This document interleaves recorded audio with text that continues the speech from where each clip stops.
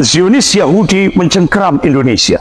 Implikasinya apa, Bapak-bapak, Ibu yang dimuliakan Allah? Gerakan Zionis Yahudi di Indonesia ini itu sampai Ipolisosbud Hankam, semua lini dimasuki oleh dia. Bahkan kantor dagang Israel yang ada di Jakarta itu cuma kamuflase saja. Itu ternyata digunakan operasi intelijen Mossad. Pengendalinya mana? Singapura itu pengendalinya. Karena Singapura itu satelit Israel wilayah Asia Tenggara. Jadi ternyata implikasi Zionisme Yahudi di Indonesia itu, umat Islam akan diliberalkan dengan sebuah nota diplomatik dengan kode referensi Beijing 1448. Isinya apa? Kementerian Luar Negeri Cina akan melakukan akselerasi percepatan menjadikan Indonesia sebagai sebuah negara sekuler. Sehingga akhirnya Wakil Perdana Menteri Cina Liu Yangdong hari Rabu 27 Mei 2015 pidato di Auditorium FISIP Universitas Indonesia. Syarat Indonesia mendapatkan bantuan hutang tahap pertama 647 triliun. Agama harus disingkirkan dalam kehidupan berbangsa dan bernegara. Akhirnya Profesor Yudian Wahyudi diangkat menjadi Kepala Dewan Pembinaan Ideologi Pancasila.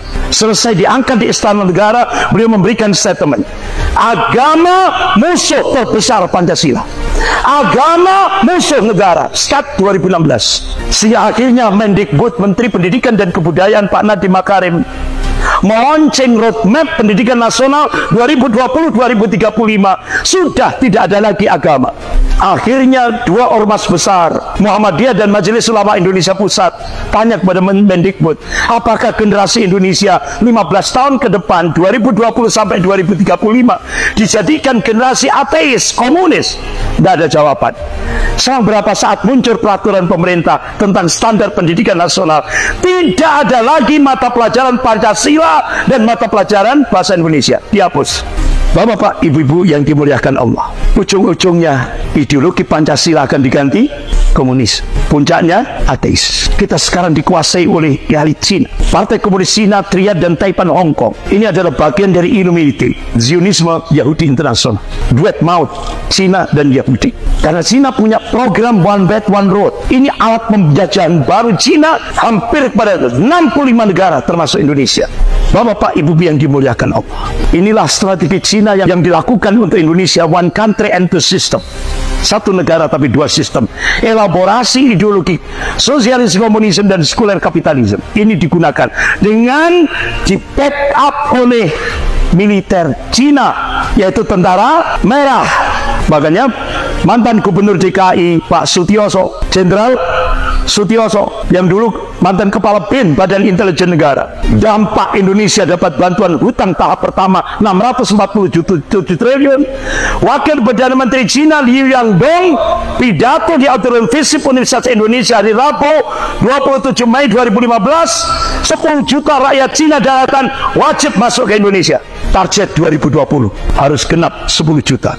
Dan Presiden sudah mengumumkan 10 juta sudah selesai. Hanya pemerintah menyiapkan 19 bandara udara dan laut untuk menyongsong tentara merah. Akhirnya utusan dari Mabes Angkatan Darat datang ke pesantren-pesantren, termasuk ke pesantrennya Ustaz Muhammad Zulkifli Ali, termasuk ke pesantren saya di Malang. Datang, Ustaz, TNI yang aktif itu 500 ribuan kurang lebih. Sementara tentara merah sudah 10 juta. Kita TNI tidak akan mampu kalau tidak ditopang oleh umat Islam. Umat Islam wajib menyelamatkan NKRI. Makanya kenapa Jenderal Purnawirawan Gatot Nurmantio memberikan statement, benteng terakhir negara kesatuan Republik Indonesia ini adalah umat Islam.